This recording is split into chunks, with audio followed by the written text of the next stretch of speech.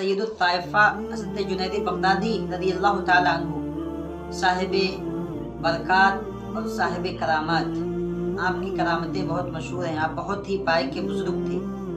ایک شخص نے آپ کے بارے میں سنا کہ آپ صاحب کرامت بزرگ تھے، بہت بڑے اللہ کے ولی تھے، تو وہ آپ کی بارگاہ میں آیا اور آپ کے پاس قیام کیا کہ وہ اپنی آنکھوں سے دیکھے کہ آپ کی کیا کیا کرامتیں ہیں، کرامتوں کو دیکھنا چاہتا تھا۔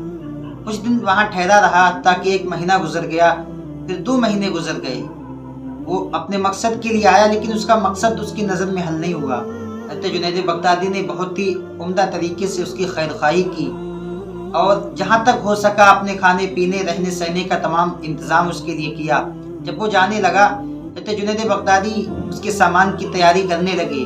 آپ اپنے ہاتھوں سے اس کا سامان تیار کر رہے ہیں اور اس کے رخت سفر کی تیاری کی۔ جب وہ جانے لگا حضرت جنید بغدادی نے فرمایا، اے فلاں شخص، اے میرے مہمان، میرے عزیز، تم ہمارے یہاں 2 مہینے سے تقریباً قیام فرما ہو، لیکن تم نے ہمیں یہ ابھی تک نہیں بتایا کہ تم یہاں کس مقصد سے آئے ہو اور کیا کرنے آئے تھے، اب کس مقصد سے آپ جا رہے ہیں۔ پہلے تو وہ شخص بڑا حیرت میں پڑ گیا کہ یار اتنے بڑے اللہ کے بزرگ سید الطائفہ ہمارے ایک ناقص انسان کے لیے یہ ہمارے لیے اتنا کام کر رہے ہیں، ہمارے سامان کو تیار کر رہے ہیں، یار یہ تو اتنے بڑے اللہ کے ولی ہیں، ان کی شہرت کے چرچے اطراف اربا میں ہیں، چاروں جانب میں لوگ دور دور سے ان کو جانتے ہیں، ان کا نام سن کے ان سے ملاقات کرنے کے لیے آتے ہیں۔ آج ہم ناقص کے لیے یہ ایسے کام کر رہے ہیں کہ ہمارے سامان کی تیاری آپ خود فرما رہے ہیں۔ ان تمام کے تحت وہ بہت ہی اپنے آپ کو ہلکا محسوس کرنے لگا۔ حضرت جنید بغدادی نے پھر پوچھا کہ آپ کس مقصد سے آئے تھے اور آپ کیوں جا رہے ہیں، آپ اپنے مقصد سے واضح فرمائیں۔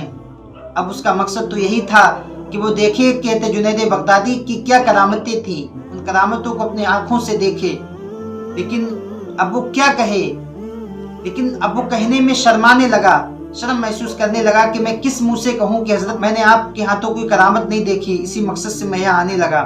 وہ گھبرانے لگا۔ حضرت جنید بغدادی نے اس کی دلجوئی کی اور فرمایا کہ آپ گھبراؤ مت، جس مقصد کے تحت آئے ہو اپنے مقصد کو بیان کر دو تاکہ اگر کوئی میری طرف سے کمی ہو تو میں اس کمی کو پورا کر دوں۔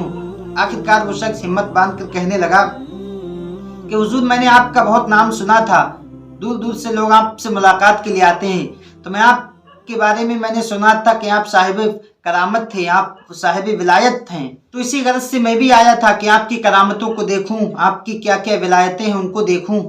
تو اس کے بعد لیکن 2 مہینے ہو گئے، ابھی تک میں نے آپ کے ہاتھوں سے میں نے آپ کی طرف سے میں نے کوئی بھی کرامت کا ظہور نہیں دیکھا۔